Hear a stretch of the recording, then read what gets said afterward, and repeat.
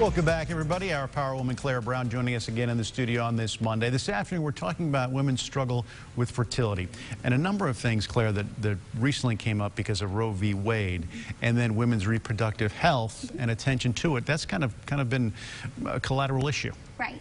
You know, there's always something to be grateful for. And I think I'm so grateful that this is finally coming to light. There's so many things about women's reproductive health that we don't discuss, and this is one of them. You know, 1 in 4 women and 48 million couples struggle with infertility every year.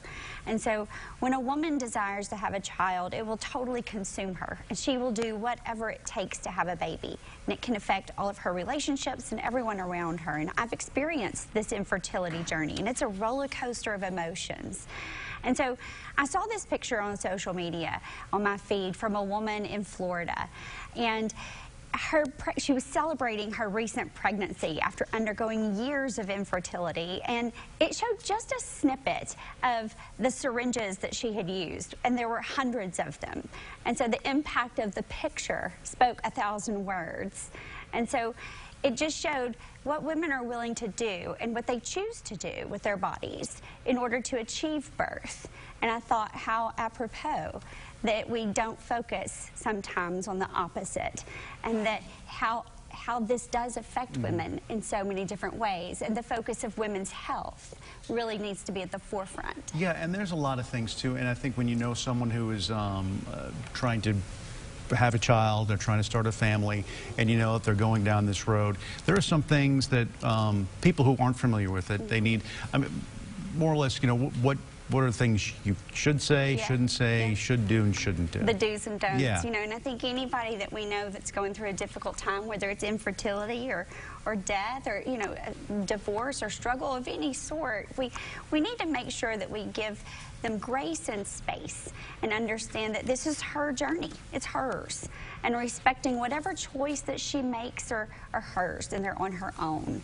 And so to invite her to your baby shower or invite her to dinner where you and your family are present, it may not be an option right now. She may not be able to handle that right now during her struggle. And to understand that, to be present, to be available, to be available to go to a doctor's appointment, to provide groceries or dinner when she's on bed rest, after she's had a procedure, which are many difficult times during IVF or different fertility treatments. And then just say, how can I best support you? If you don't ask and get the clarity, you don't know. And we never want to assume, because we know what that causes. And with anything that similar to this, if you're a true friend, just, that's the best thing to do. It's like, hey, you've got all the space in the world, but what can I do for you? What do you need? Right. And if it's just like, hey, just be there if the phone rings. Right, absolutely. How can I best serve you?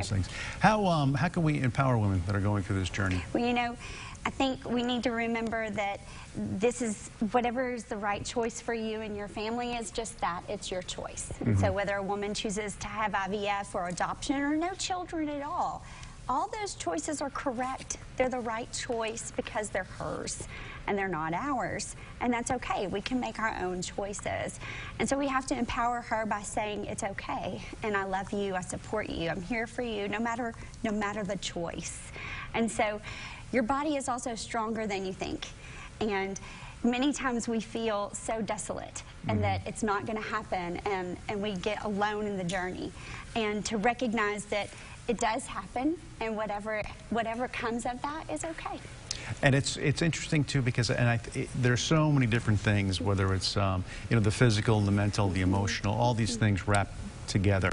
But I think the best way, as you mentioned, is, you know, just give them space and just be there for them. Give them space and grace. You know, and a coach said to me one time, sometimes the journey seems crooked and really is always straight. And sometimes the plan doesn't work out how you intend, and that's okay too. Well, we're not in control of the plan. Not at all. So you got to give that up. But I think that is one of those things when you do look back on anything in life and you're thinking, boy, what a struggle this is. You look back and you go, oh, all that happened for a reason. Right. And again, going back to that gratitude. So grateful I didn't plan so many things. Well, Claire, thank you very much. And of course, if you want more information from Claire, you can go to your website. You're always keeping lots of content on there, keeping people up to date on all kinds of things, empowering women. Thank you, Bob. And the occasional guy as well. Just a bit. Claire, thanks so much.